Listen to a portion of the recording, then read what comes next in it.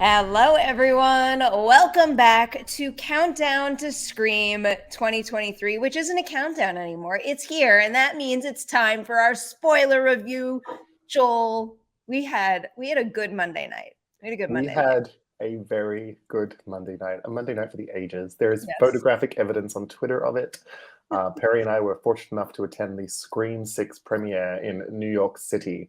But a stone's throw away from the very subway line that features prominently in a certain set piece in this film. I spent many an hour on that subway over the course of my life. Before we even get to spoilers, I'm not going to put the warning up yet because everybody on this channel knows what I think non-spoiler wise about the movie, but they do not know what you think. I have a feeling you like it.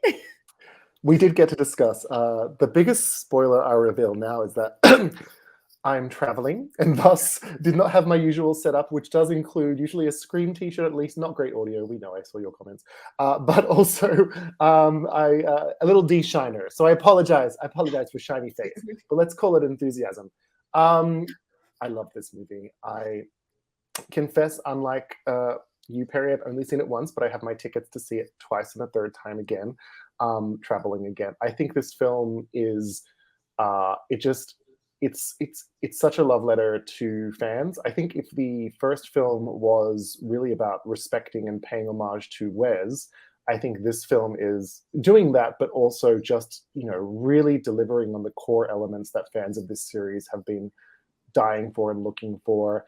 I think all the things you've heard about it being more brutal, emphasis on chase sequences, real beautiful fleshing out of the quote unquote core four characters and the new set of cast members is all there. And I think what really I loved about this film is that it felt quite different in vibe and tone in some ways to what we've seen previously in Scream movies, but that it still felt very much a part of the franchise and retained that DNA.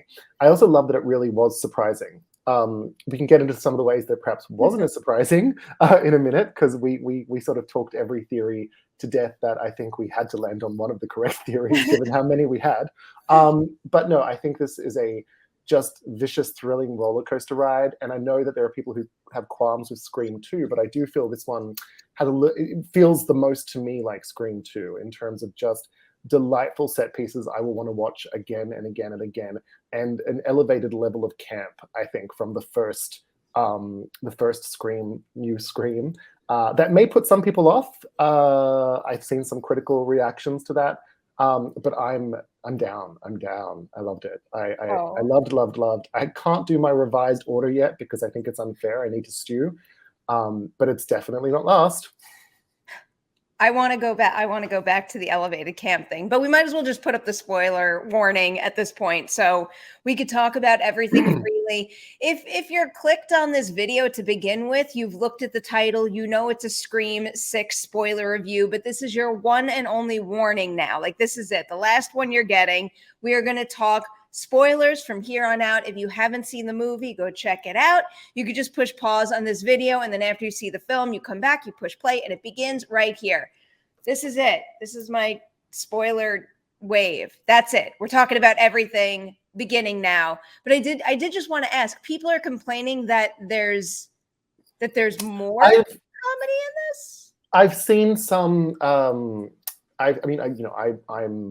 my background, again, for those who don't know, is I was the editor-in-chief of Rotten Tomatoes, so I'm very particularly interested in reviews, and so I have been reading reviews to see what quibbles critics might have with this. And I think it's the usual.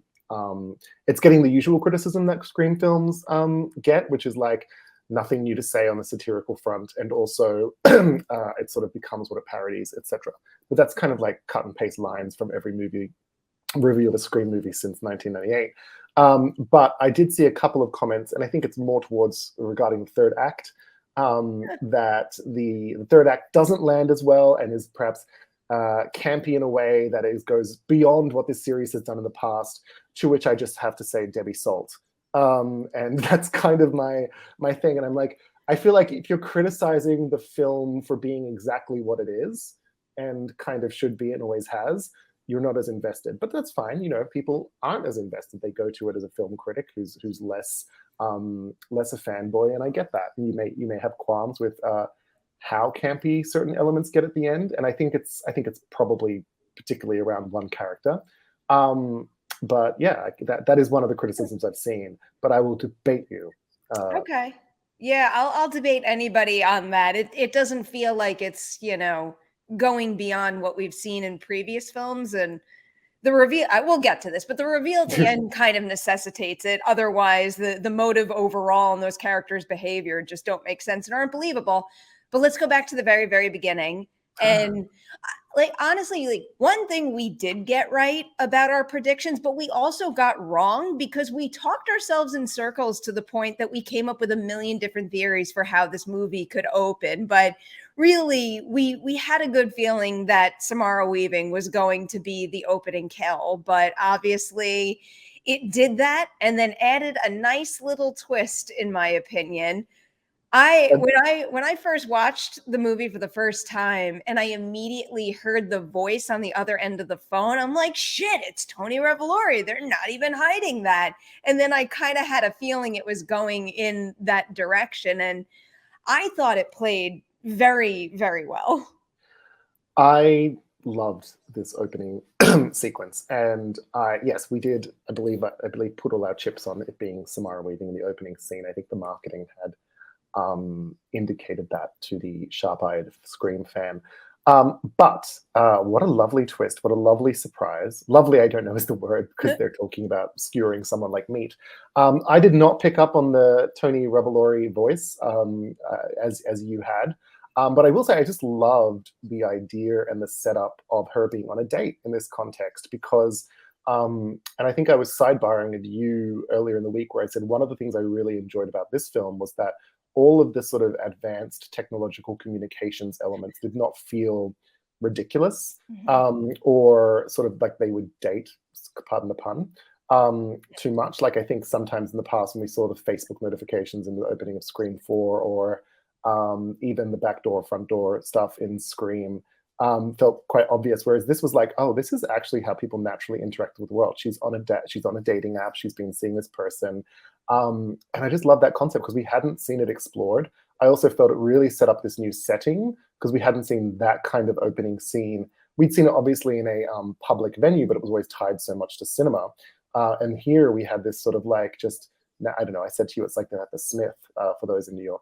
It was just, it was a wonderful, fresh thing. And of course, Samara Weaving speaking in her Australian accent. I thought you were going to start with that comment. I was like, that was everything to me. For those who can't tell, because my accent's a bit mangled, I am an Australian and I was very excited to hear that. Oh, wow. And just what a charming little performance. What a lovely little characterization. She did not need to give us that much character, but I loved Yeah. it. She was so nervous. And you know how she does it too, and this is how she makes every single role I've ever seen her in uniquely hers. It's because of the tone in terms of how she delivers her lines. It's her Mhm. facial expressions. She just has this very natural ability to include so much subtlety. Whereas I feel like a lot of actors out there like might not give us so much in between the lines. You know what I mean?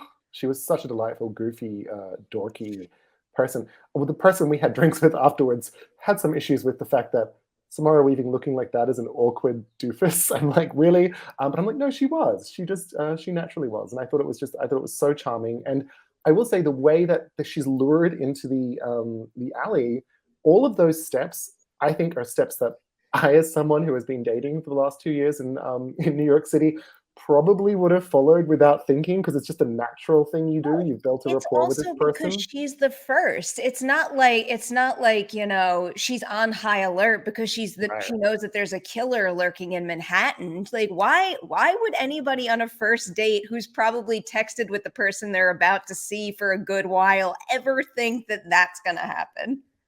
Yes, I mean, you could make the argument that other like situations or dangerous things could have happened. You just don't do that as advised. Well, And I would say that's probably good life advice. But I can definitely, it felt natural. It didn't feel forced to me at all. She didn't make what I would call stupid decisions.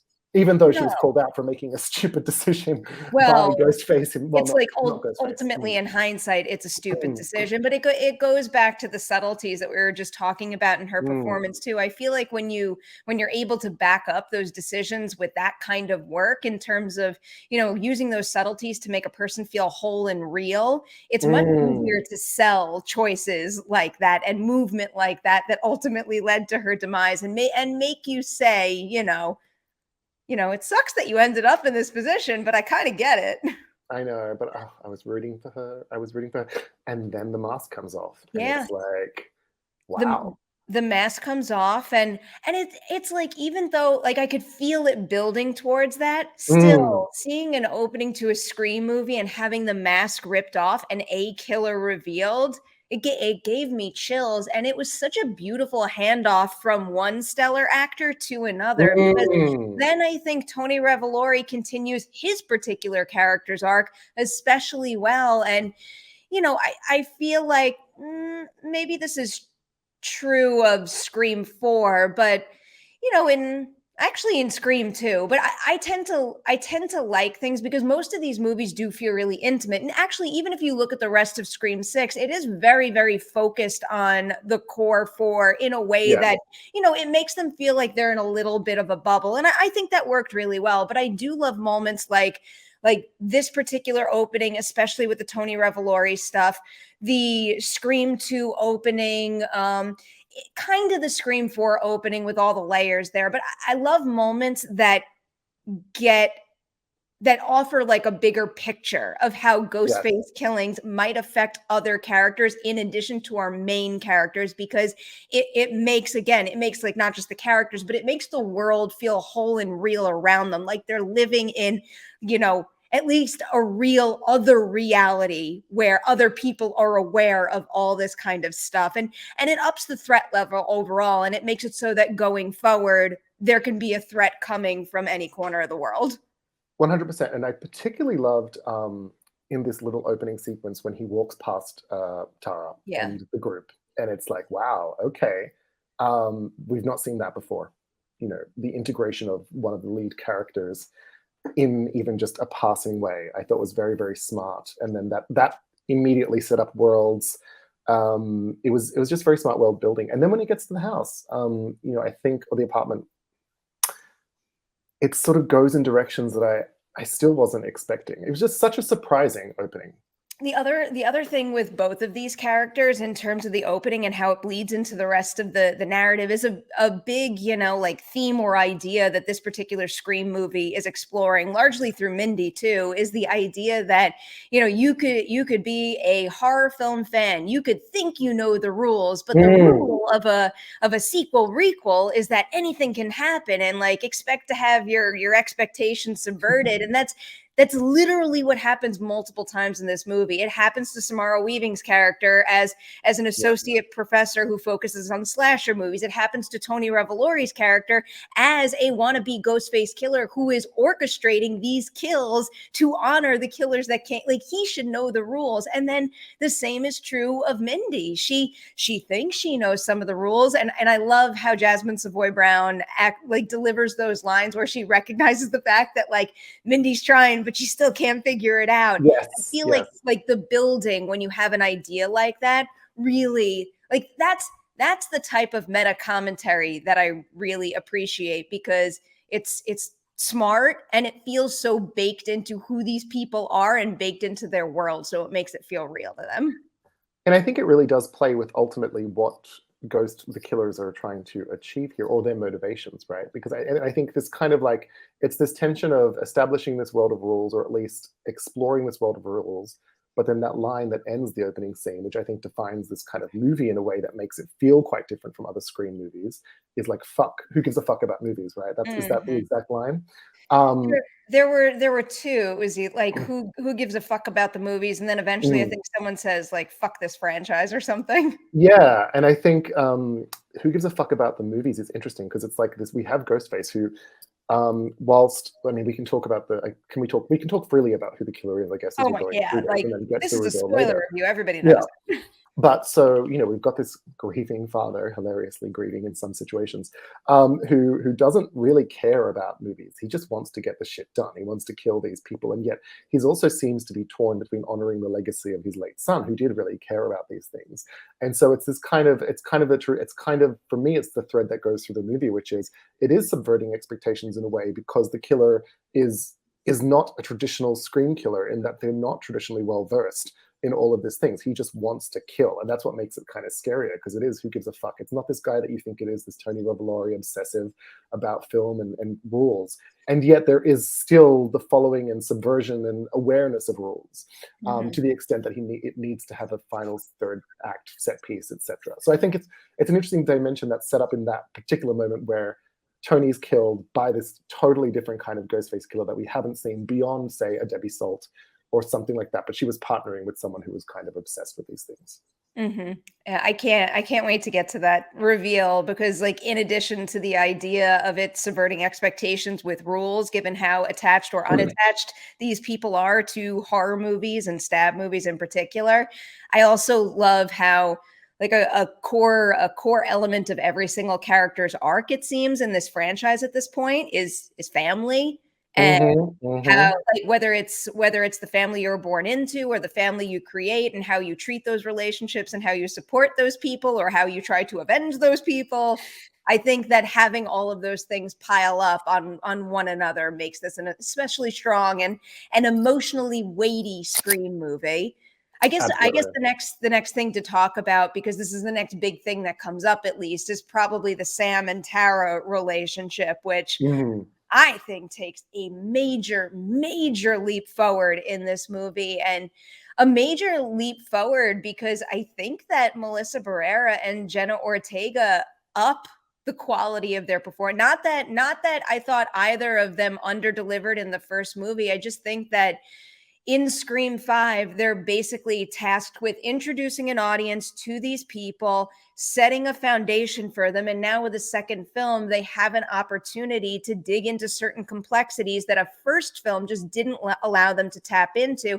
And the fact that they're doing them side by side in ways that, put them on different paths and make them different people, but also challenge them to see eye to eye when they and the group needs it most, I just think makes for an especially rich character arc for both of them, but also an arc for the two of them as sisters.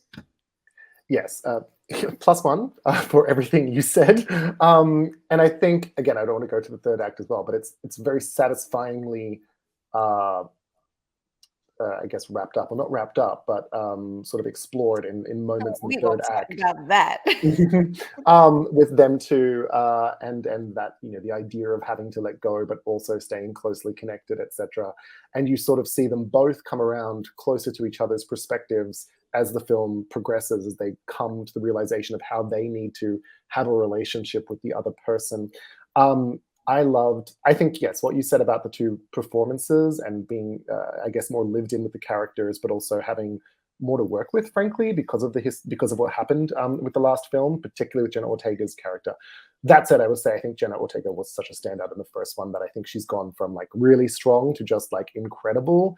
And she's given a lot. There's a lot for her. There's the sort of substance use issues, drinking to forget the pain. There's the romance that develops with Chad. There's the relationship with the sister. There's a lot that she's dealing with, which is not to say that Samantha Carpenter is not also dealing with a whole lot, but Jenna Ortega, I know she's going to land the assignment and do it. Oh, Melissa Barrera, it's like there was criticism, frankly, in the first film of her performance that some people didn't like it, feel it was a bit, stilted, etc. She struggled. She was given, to be fair, I think some occasional dialogue that was hard to get through in terms of like deliver in that way, and had a lot of ground setting to do. She blew me away in this movie. Like, she is fucking incredible. she Like, was she exceptional. owns that screen. Exceptional. I think she must have read some of those things and was like, I'm Oh, coming in yeah. and I'm gonna like nail this shit, because she is so fierce. And like that thing, what she's asked to do, aside from form that beautiful bond, or interesting complex bond with Tara, and sort of develop it further, the more, I think, even direct exploration of the dark side that was started in Scream 2022 and is developed here, where she's like genuinely sort of seemingly tempted in ways rather than just showing flares, and dealing with that, dealing with the trauma, still remaining, a compelling lead who's not broken down by things. Also, just banging the neighbor, and like I'm like, she's got everything going on. I'm just saying, and she lives it, and I want to root for her. And she's strong, and she's not puritanical. She's kind of a very different kind of scream queen, but I'm down for it. Yeah. That I mean, I give her a lot of credit for why this movie feels so different. And I think it's because of what you just said. She's a very different kind of scream queen. And, it's one of the things that I'm most eager to see how they handle going forward, because I think they took the exact leap they needed in terms of Sam being Billy Loomis's daughter and seeing visions of him and having him influence her, and seeing the growth in that department from 5 to 6 and how she somewhat harnesses it here and where that could go going forward, I think is one of the most exciting elements of this new iteration of the franchise. You brought up a couple of love interest ideas, so we might as well go over there next. And I'll I'll start with Chad and Tara. First of all, another thing that we kind of got right, kind of got wrong. I think I said something along the lines of, the second I see the two of them kiss in this movie, I'm going to know Chad is going to die. I'm not going to say it's realistic for Chad to have survived what he survived, but like it felt like I kind of got that right. But I always get really nervous. I guess with movies in general, especially movies that are part of a franchise, when, suddenly romance is introduced, and it's introduced in like a rather quick way. Like, we didn't see Tara and Chad interact in the last movie. We weren't part of their lives for the last 6 months. We also never saw, Danny and Sam first get together. It's just something that exists. And the same is true with Annika and Jasmine and Mindy. It's stuff that's all starting, and I'm very impressed by how every single one of them managed to get me on board so quickly without ever wondering, what one sees in the other and Mm-hmm. why they need them at this point in their life. And I asked them during our interviews a lot about this, or at least a couple of them. Like, I wanted to know, what do you think your character is getting from this relationship that contributes to their growth and their arc and what they need at this particular moment of their life, versus just giving the movie a romance for the sake of it having another romance. And Mm-hmm. Mm-hmm. I think it really works for all of them. But damn, Mason Gooding is just like, what a hugely charming, and talk about like what we were just talking about with Sam and Tara. Talk about someone who takes what he's given in Oh Scream yes, 5 and makes that work, but then takes it to another damn level in this movie. he is. I mean, all of the things you said about the romance, 100%. They feel lived in, they feel genuine, and I love that they are like 6 months has passed, like stuff has happened. We're gonna like give you the benefit of the doubt of as an audience with some level of intelligence to know that there was a backstory here, and we're meeting it. Every story is the beginning of every story is just a plot, is a point in history and Mhm. time. So, and I really like that they went with that. Okay, this is. I mean, first of all, like without sounding like a lascivious old man, Mason Gooding Jr. is a snack, and everything you've heard about him having like quite a prominent shirtless scene is absolutely true, and is another reason for all critics to give this film an extra half a star. But he is so charming and charismatic, and I love this protective dynamic that he's developed with the group. He's and I also love this, and I think we said this when discussing Scream 5, that he was never just a dickish jock. Like No, he no. was never. He always had a heart. And here we really, really see it. And he's again, it really is this like story of duos and dynamics and that kind of thing. And I just think he's incredible. I love their romance. I think it's perfectly and beautifully played.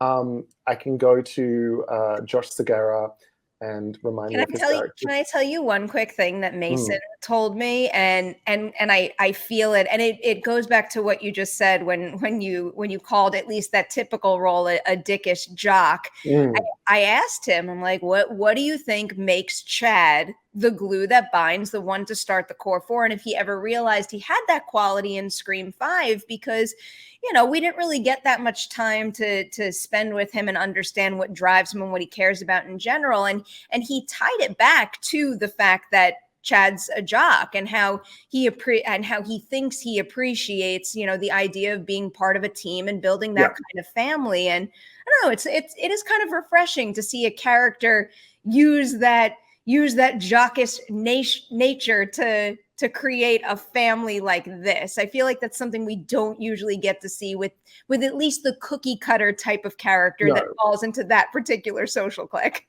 Yeah, exactly. And I think, you know, again, speaking of performers, I love Josh Segarra in this film. I think I did see someone today say he's the exact same character he is in the other two, so they're convinced it's a shared universe. For those who don't know, that show is also in New York City. But he's such a delight. I found him like kind of an offbeat element in this. It's kind of a different vibe when he comes in, but I enjoyed his performance. I particularly enjoyed a set piece that he was quite heavily involved in too. Yeah, that's a good set piece. He's also worked into the film in a way that he isn't the typical new boyfriend. It's like they just played that game with Richie. They can't do it, like whether Josh Segarra wound up being the killer or not, they couldn't have him be the same type of suspicious boyfriend. And I think they were very successful with that. And like, obviously, ultimately, he's not the killer, but I really loved what they did with him in the tail end of the film in terms of him encouraging her not to trust anyone, and her actually acting on that. I don't know. I think, you know, assuming he goes forward with the franchise, it's going to make for a richer relationship between the two of them, being able to have that kind of dialogue and act on it, but still come back together. No, I just thought that added a nice quality to the end of the film. 100%. And I loved, talk about subverting expectations. Not only was he not the killer, he basically, and speaking of jocks, sat on the sidelines for much of the final act. Which is but actually went and did the shit. He went and called the right people. He went and got, you know, he actually acted in the background. So I really like that. I do think he's definitely going to move forward with the franchise if it goes forward. I think it makes sense. I think sidelining him amplifies Sam in a nice way too. Yes. If he were in the room, I don't think she would have been able to, you know, like rise and become the forceful hero she is in quite the same way. Absolutely. Or it would have detracted from, you know, Sam and Tara needing to come together to somewhat save the day together. Yes, no, I 100% agree. Okay.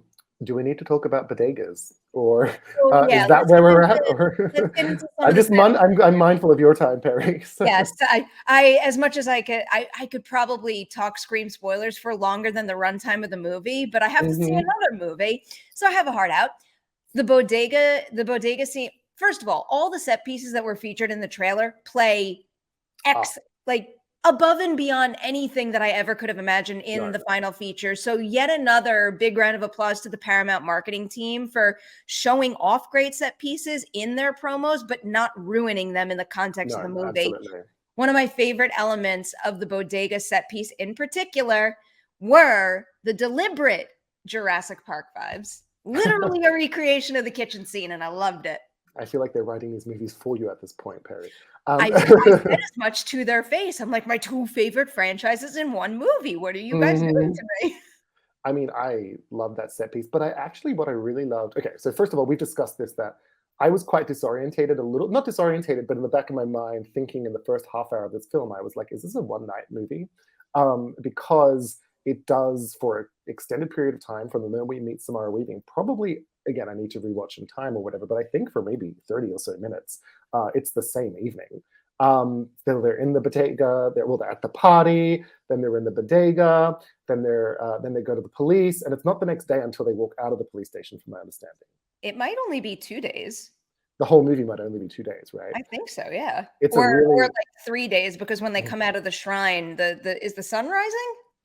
I'm not sure, but I mean, I don't think that's atypical for some of these movies. But there was a period where I was like, wow, we haven't had the, you know, cut to Melissa Barrera, aerial shot, sunlight, new pop song of the moment. Sort of, we're starting the new chapter. It was just that night for so long. But So what I really appreciate about the bodega sequence was actually what happened just in the lead up, where they were taking the call on the street together. Mhm. Very unusual for this franchise, where it's usually Sydney alone or Melissa alone who gets their first when they get their first Ghostface call, and then he just freaking comes out of nowhere. I was like, "Excuse me, guy! Like what? Jump scare, brilliant! I Totally, mean, just when you like think of when you yeah, think about it, it's pretty geniusly paired with the killer reveal because mm, they're a family who understand the films only to a certain extent via their brother or their hmm son, and they also don't know every single rule. So it would yeah." totally make sense that you would see flashes of, let's say, the stab ghost face, but you would also see things that we never see in any Scream slash stab movie. He's just chasing them down the road. I loved it. They go in the bodega. Obviously, the bodega set piece plays out, as nerve-wrackingly as you want it to, and really is the thing I think that sets the brutality and Yeah. aggression of this ghost face there. And then, I mean, is there anything else to say about the bodega sequence? It's so good. It's good. So Five good. stars. Perry and Joel. I mean, Deep really analysis. though, all the set pieces are pretty good. Here, because I believe this is the kill that comes next. Is it the Henry Czerny therapist kill? Yes, and we didn't discuss his therapy session, but maybe in the interest of time, we can yeah, the therapist kill, which I call the Henry Winkler kill. Yeah, it is. I get the Henry Winkler vibes. There are doors. Yeah, and There's a gray-haired man. it's pretty effective. It's well shot. I love how the ghost face mask appears at the Oh door. I yes, love how it absolutely. just references the fact that it's Halloween time. I thought it was Hmm very effective. It's just, it's not that it's definitely not a bad kill. It's just when you compare that particular kill to some of the more extensive set pieces we're about to talk about, it's just like night and day. But also, I have fallen very hard for, especially I would say since Scream 5, those quicker, like almost one stab kills. Like I Yeah, love the Vince and the West kills in the last movie, and I love how like simple and streamlined and quick this particular one is too. yeah, and I think you've got to like pace things, right? You couldn't, again, let's say his character got the length of kill he was worth, if we're going to be honest here. And if you're going to give someone, it would have been quite ridiculous to have like a 5-minute extended set piece with the therapist, because we really just need it. And as I was saying to you, like if you were looking at runtime cuts, you could have just had, we heard he died and this folder was stolen, but they gave us a nice little bit of frosted glass You suspense. can't do that. You can't just say you can't just say he's dead and the folder was stolen. You can't do that. That would have been the Sydney treatment. She's fine. She's with Mark and the kids. Well, I mean, we might, if you're going to That was bring that up beautifully now, handled. That was we beautifully might handled. as well talk about how they did handle that, because I know that's a big thing everybody wants to discuss. And behind the scenes negotiations aside, and just looking at what this story wound up being, I think they handled it as well as like I can't think of anything they could have done better to, one, make it make sense that Sydney is not in this movie, and also like make me feel okay that she's not in this movie, because I've been saying this all along. As much as I want more of Nev Campbell in this movie and in movies in general, like I want her in everything. I want Sydney Prescott in everything. But at a point, she's been through so much. She's put her life on the line to fight for things that she cares about. Yes. If a character never actually gets to enjoy like getting the thing that they achieved, what does the fight mean anymore? So the fact that she's staying safe and away at this point made all the sense in the world to me. And I thought the mentions of her didn't feel like they were shoehorned in a way that said to, they like, she's not in the movie, but like Mm. we want to name drop her so you're all happy. Like they felt very natural to me. And in particular, Gail's last line at the end of that set piece Oh was like yes. the Oh my emotional god. cherry on top I needed for not Shaking not just one of the best set pieces in this movie, but I think that in the has franchise. skyrocketed to like a top tier set piece overall in this entire franchise for me. Absolutely. Absolutely. I 100% agree. That flippant thing I said about Sydney was a little flip earlier, but I do think they handled it extremely well. Emotionally made sense. I also think it made sense with her character in the last film, because what drew her into the last film was when Dewey died, right? She would not have showed up. Exactly. And so there wasn't that kind of motivating or drawing in event that necessarily happened here, unless you were to say she shows up for Gail's hospital side, but we actually Which put that storyline aside. there wasn't So enough time. It depends how no, soon after the events of Scream 6, Scream 7 picks up. Maybe right. that's how they bring her back in, but it wouldn't have made sense for her to pop up out of nowhere No, here. absolutely. So I felt it made plot-wise sense. I felt they handled it emotionally well. I think we should probably talk about ladder gate or ladder sequence soon, but I don't want to jump to Gale's sequence, but I do think with Gale in general, they utilized her really well as an emotional connection to Dewey and Sydney. Mhm. That Sydney moment, and then those small, beautifully acted, beautifully handled, beautifully scored references to Dewey. Really, I just were chef's kiss.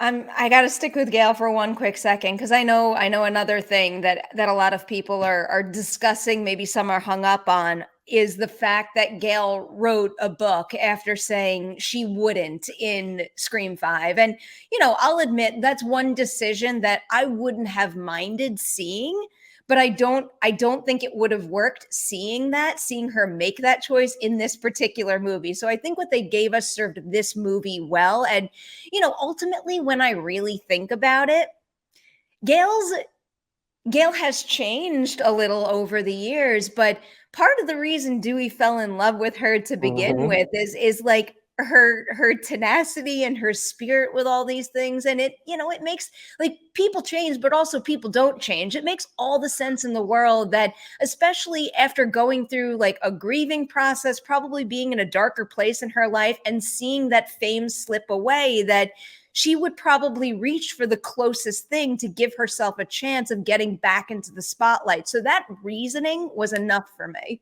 I think maybe we just stick with Gale for now and do the set piece, and then we can go back to the Yeah, other one. But I'm let's like, do it. because I 100% agree. Anyone who has issues with Gale in this film can meet me outside, because she is like, what I loved about this film was they gave us, like, you said that's the Gale that Dewey fell in love with. That's also the Gale that we fell in love with. Hmm. We liked that she was the person who pushed, that tried to get the story, that had, you know, an interesting ethical relationship with journalism, always, and was a fighter. And I love that we got, what I'm saying is, old Gale a little bit more in this film, because there was a world in which she could have been completely grief-stricken Gale and like Hmm. living, and I don't want to see that, frankly. I wanted to see the Gale who like got up in her face and frankly got punched. I wanted to see the Gale that was is pushy. I wanted to see the Gale who, while grieving, had also gotten herself a big ass sexy man to like grieve with. You know what? I loved it. I loved it that she was living her, she kind of was living her best life. Because I do also feel we got a lot of grieving Gale in the previous film as well. Yeah. She wasn't, it made sense for the story, but if you were like a Gale Weathers hardcore fan from like the earlier films, you didn't get a lot of that in the previous film. You got flashes, but here she was fully back, and I was Yeah. not back because she was the same character and it all made sense, but I was just, as a fan, appreciative of getting this side a bit more. And also her set piece, she Oh my handled, like, God. she was that Gale as that Gale would handle Ghostface after some of the experiences she's had. And Yeah. mm, And also, like, with where she's at in her life right now, it does mm, make sense because it's not like her relationship with Dewey went on like an up and up throughout the franchise. They were no, constantly going back and forth. And they say it in the last movie, somewhat because he belongs in Woodsboro and she doesn't. mhm, So I don't know. That's like another thing that I think justifies where we see her at this point in her life in this movie. But my God, Joel, that set piece was phenomenal. Just like a whole lot of credit to the stunt performers, to Courtney yes, Cox, to whoever choreographed that whole thing.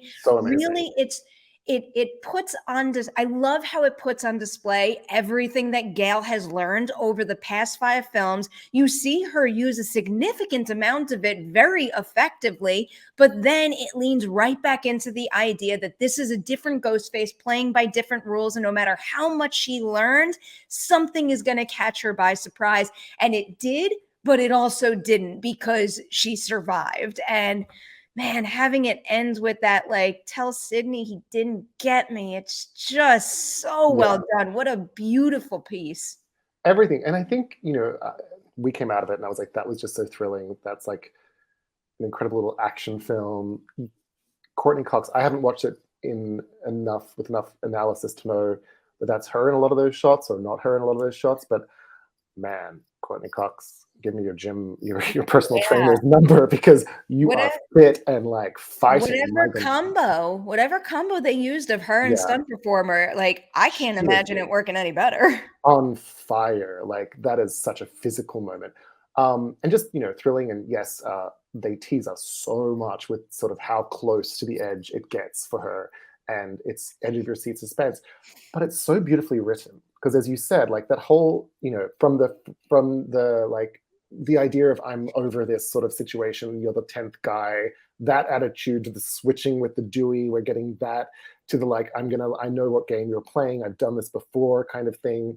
And then to the sort of emotional resonances near the end, I'm like, that is just like, it's not just beautifully choreographed, it's not just thrillingly shot, it's fucking this film is, they shoot the shit out of this film, like they went in.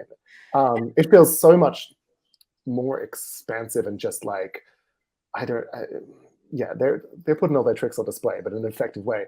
But it's so well written. It's such a So beautifully good. constructed scene. And it's also important that they did have Sam and Tara come in and, save the day Mm, to an extent at the end because, we're constantly talking about these new movies with this new young ensemble passing the torch. And these are the kind of moments you need to be able to do that and mm, like to earn that kind of love and trust in the new characters that you've always had in the original characters. So I don't know. The whole thing was just so I'm really blown away by that particular sequence. I also did going back to the latter sequence too. That was also especially well executed. And we just spoke with with Gail about how that moment change and evolves as the set piece goes on. And the same is true of that latter one too. I love how it began in a place where like the core four have come oh, together and they're having this lovely dinner table scene. And then all of a sudden, everything goes to shit. But that's a moment that I thought really well reflected the claustrophobia that you could have being attacked in New York when they were yes. all stuck in that living room together and like Ghostface was there Mm-hmm. and two of them ran out the door, but two of them were stuck there. And my God, that stab and then the pull up of the knife Oh, and then literally everything that happens after that, I'm watching Devin Dakota's performance and just like thinking to myself like my God, she's still carrying on, but because of what I had just witnessed, all I could think about is like her the amount bleeding and of blood pain. she's losing, and it's stressing me out. That sequence is again one of my favorites. I think what I love about that sequence is again the surprising element of it. I think it's beautifully choreographed and written because we're invested in this conversation happening in the kitchen. We've got Quinn overdoing her thing. We've got Josh. What's Josh Segarra's character's name? Danny. Danny. We've got Danny, and then that is the most New York moment. I think it's even more New York than the subway because it is that looking across the as someone who's lived in a lot of New York apartments, I've definitely looked at a lot of windows, etc., and been distracted. And what I loved about it as well is it's that Ghostface didn't really set that up. You just walked in and it's like, oh shit, he's in the house. There was no like prep for that. We're just being like distracted by core four conversation, and suddenly like I Yeah. look at the door and It was a perfect distraction. it's a perfect distraction. It's also like it plays into the final reveal because he looks at Quinn and then he moves on. There's all these kinds of wonderful things. New Yorkers will quibble, as they did with the drinkers that when we went for a drink afterwards. Yeah. Which New Yorker has a giant ladder in their house? But whatever. Our reasoning for that is like maybe he was the building super. He works in construction. I suggested like it looked like a retractable fitness ladder. Maybe it had that. I don't know. I'm just making excuses, but whatever. It played really well. I have one question for you. Yes. Did you think twice about Quinn's death in that moment? I can't remember, to be honest. Maybe because anything off screen to me in this franchise is like a flag.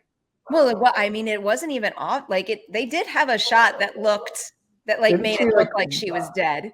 They did have a shot, but it was sort of you didn't see her get killed. She gets thrown out, right? The other thing I'll say about that one, I'm sorry, got doggies.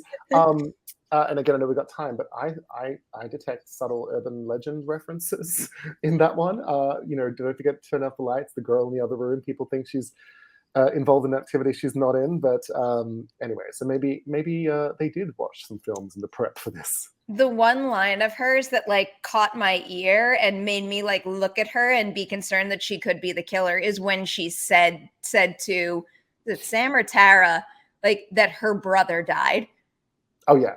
This Like, the second that anyone utters a line that reveals that there's been a death in their family, yes. I'm like, oh, and like, how are you connected? So that did tip me off a little bit, but I just have to apply, and like this will probably get us a little closer to the big end set piece, Mm. but it is really important to cast these killer characters Oh with my God. actors with maximum range. And Liana Liberato is an actor that I've been looking out for quite a while. I feel like I interviewed her for one of her very first features, and I think it's called To the Stars, another recent movie she did where like she's just something else. But I feel like her ability to show off so much charisma before the reveal Yes. actually happens, where she's just a character you like to watch and I really spend liked her. time Yeah. with, was so incredibly important. And I think she did that balance between enjoyable character to hang out with and then also like batshit crazy killer especially well.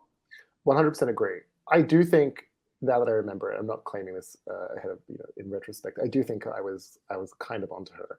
I actually think, and we'll get to the killer reveal, I think this is a Scream movie where perhaps the reveal is, aside from the number of killers, maybe the least surprising. Yeah. Because I also think like from the moment Dermot says something like in the first 20 minutes, Oh, like, I family's know. everything. I'm like, Yeah. I was like, So the killer.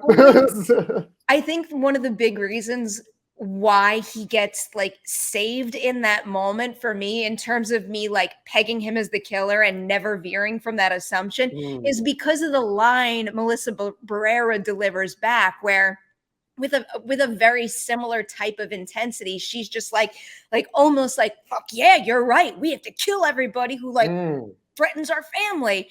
And it started to make me think that, in his, like, maybe the storyline could be heading in a direction where his grief could unleash the Billy in her too much.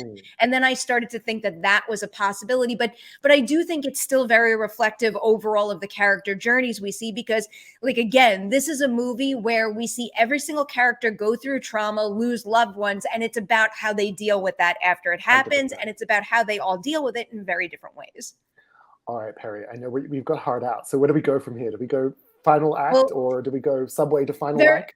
very briefly, I'll say I thought the subway scene was especially well done, and I think I needed an attack scene done that way at this point, because as we've already emphasized, a number of the set pieces that had happened already were very action heavy, and like I said earlier, I like those like quieter, sinister moments. And I feel like in particular with that subway scene, we needed a moment where like someone in the midst of a huge crowd snuck up on Mindy and did that and nobody noticed. And 100%. also I think it was important that like I loved the looks that she was giving Jack Champion, like basically throughout the entire movie, but in particular on the She calls him subway Ghostface, platform. right? And yeah, oh, without a doubt. I think she texts Chad and she's like, I'm with Ethan, aka GF, or something like that. But I thought that back and forth was absolutely brilliant. And I don't know, that's just like another, I think this is another thing that I had asked them in one of my interviews, just like, what is the key to acting stabbed? And I don't know, that's just like a quiet moment where I think Jasmine Savoy Brown plays it so beautifully, where you could feel the pain and you could feel the threat based on what just happened to her, but somehow she manages to slip in that meta humor in a way that actually works. She is the best at that, I will say. And even in the previous chase sequence where she gets cut, I forget where exactly she gets cut, but she does get cut in a pretty painful Like something way, on the arm, yeah. She's got this range that can go from severe pain and then pull out these one-liners, which some would struggle to make that connection feel natural, but because of who her character is and how she plays it, it works. Even at the end when she comes in and says, "Did I miss the monologue?" Like there's part of me that's like, who the fuck would say that? But then I'm also like, she would say that, and that's how she'd say it. She would. Even though, even in the midst of her brother almost being dead and her girlfriend just being dropped off a ladder and brutally smacking her head on the dumpster. Like That, you know what? That to me, all right, maybe this is a little bit of an extreme example, but that to me felt like the assistant death in Yes. in Oh, Jurassic World, where they just like did you need to fucking go there? give like the side character who doesn't deserve it the most brutal death imaginable. Oh, I felt so bad for her. I agree with you about the subway scene. You know, I did share with you that I wish that was one of the sections that I felt maybe had been over revealed in the trailer. Even though I think it's effective, I found it extremely effective actually. And I think you need that change in pace. I think it reminded me a little bit of Wes's death in Yeah, Scream. So it I was could that see sort of that. very different vibe, but still that level of suspense and like we're looking for something. It really draws you in as opposed to like blasting you out because you're like, you know, looking around the corner in Wes's case, but also looking in the dark in this case. And I thought that was a really nice mirror. I could not agree more. And that now brings us to the big third act reveal. Wow. What a complicated set piece, just over like there are so many moving parts and there's so many sections to it. I thought the chase before the reveal Oh, was so good. yet another like beautifully orchestrated action scene pretty much. And I don't know, them running through the shrine, and then of course when they get back out into the lobby and like, oh, everything that happens, and all I can picture is poor Chad. Poor Chad. I know his eyes. He like it's a heartbreaking look on Mason's face. But like that vicious stabbing and then Mm. double ghost face and knife Oh, wipe, iconic. my God, like that is A plus fan Oh service. my god, that was Excellent. like. I mean, Excellent stuff. there were moments in this movie where I like gasped and you know felt tingles because you know they pulled the rug under or done something really you know surprising and inventive. But in terms of just a shot that as a fan I've wanted to see all my life, when they do that in sync, I was just like, whoa, that's incredible. And particularly because I was just coming off the back of thinking that Chad had been murdered.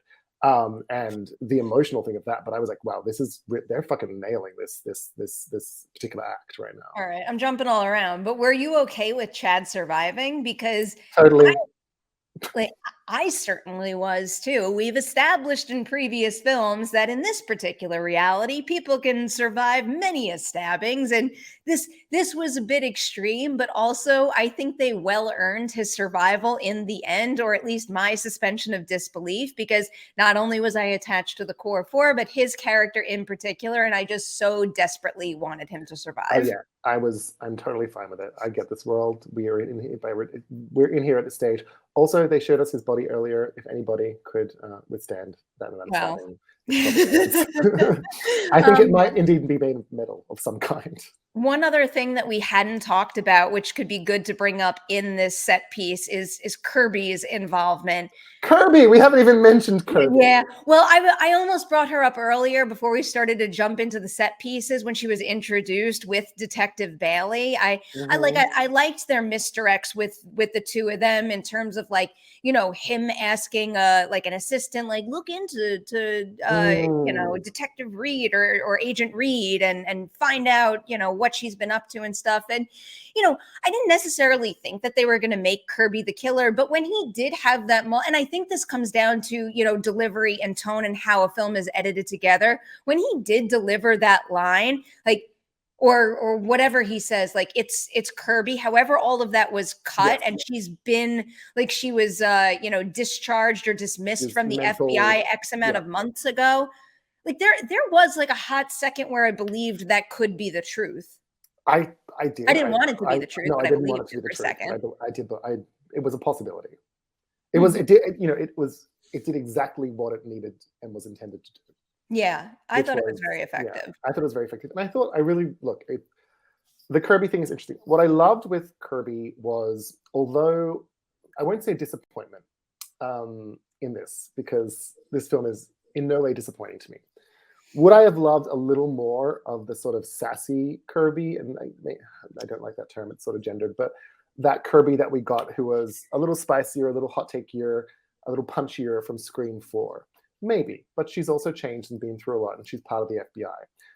We did get elements of that. what Hmm. I did like was the emotional sort of resonance that she brought in those conversations you had with certain Yeah. people. So I enjoyed that aspect of things. I also enjoyed the play between her and Gail. Yeah. And I some like of the lines there, because I love when Gail has a foil. Obviously, I'm a Scream 3 fan for life, and a lot of that has to do with Jennifer Jolie, and a lot of that has to do with Courtney Cox and Parker Posey and their repartee. And I love that this could be a dynamic that plays out in future films with Kirby. I am very much looking forward to more of that, assuming we get it. But I will say I walked out of my first viewing of Scream 6 thinking, I would have liked more of Kirby. Watching it again without those expectations and knowing what was coming, I thought she was Mm, especially well woven into this narrative. And I really did think that Hayden Panettiere did like the best possible job she could in terms of retaining enough of Kirby's personality that we still get the Kirby we know and love from Scream 4, but also reflecting how she's evolved since, because yes. you go through something like that and it's going to change you drastically. So I thought I thought she probably took what was on the page and brought it to life in the best possible way she could have. So I was impressed by what she did there. More parts of this third act set piece. Going back to what you were kind of like lightly touching on Camp. earlier, the maybe comedic qualities of I assume you were referring to Dermot. Yeah. This I'll say this I love it. The reveal, start. and oh, I love it too. Like, one of my favorite things about all Scream movies is when the killer over delivers on explaining away their motive Yeah. at the end of the movie, and it's done in a heightened, manic, crazed way. And I think Dermot Mulroney, Liana Liberato, Yeah. and Jack Champion played into that perfectly, 100%. perfectly. If that kind of moment doesn't have a tinge of comedy to it, It it doesn't work. never would work. It needs to be heightened and wacky in order for me to believe it in the Scream universe. And I think they did exactly what they needed to there. Absolutely. I think Stu and Billy kind of set the template. They were a little more vicious and a little more maybe less theatrical as the way it's gone on, but this is the established formula. And to I think those who would have issues with that, sure, have issues with it, but know that it's a feature, not a bug of this particular franchise and the way that these stories have to work. Like, you should know going in. And as you said, mechanically and plot wise and thematically and just emotionally, it's kind of how it has to go.